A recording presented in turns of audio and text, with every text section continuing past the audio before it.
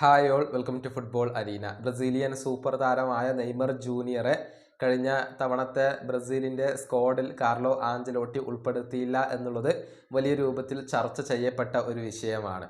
നെയ്മർക്ക് പരിക്കിൻ്റെ പ്രശ്നങ്ങൾ ഇല്ലായിരുന്നു. നെയ്മർ സ്ഥിരമായിക്കൊണ്ട് കളിക്കുന്നുണ്ട്.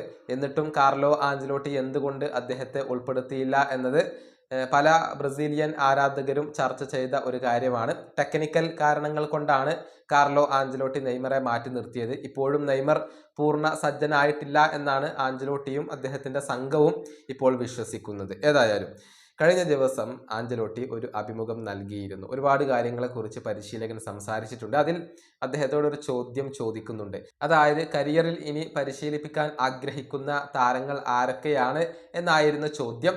അതിന് കാർലോ ആഞ്ചലോട്ടി നെയ്മറുടെ പേര് പറഞ്ഞിട്ടുണ്ട്. കൂടാതെ റോമൻ ഇതിഹാസമായ ടോട്ടിയുടെ പേര് കൂടി പറഞ്ഞിട്ടുണ്ട്. കാർലോ ആഞ്ചലോട്ടിയുടെ വാക്കുകൾ ഇങ്ങനെയാണ്: ഞാൻ പരിശീലിപ്പിക്കാൻ ആഗ്രഹിക്കുന്ന 2 വ്യക്തികളുണ്ട്. അത് ഒന്ന് ടോട്ടിയും രണ്ടാമത്തേത് നെയ്മറുമാണ്. നെയ്മറെ പരിശീലിപ്പിക്കാനുള്ള അവസരം എനിക്ക് ഇപ്പോഴുമുണ്ട്. ഇതാണ് കാർലോ ആഞ്ചലോട്ടി പറഞ്ഞിട്ടുള്ളത്. അതായത് നെയ്മർ ജൂനിയറെ ഇതുവരെ ആഞ്ചലോട്ടി പരിശീലിപ്പിച്ചിട്ടില്ല. അദ്ദേഹത്തിന് അവസരമുണ്ടായിരുന്നു. കഴിഞ്ഞ തവണ നെയ്മറെ വിളിക്കാനുള്ള അവസരമുണ്ടായിരുന്നു. പക്ഷേ അത് അദ്ദേഹം ഉപയോഗപ്പെടുത്തിയില്ല.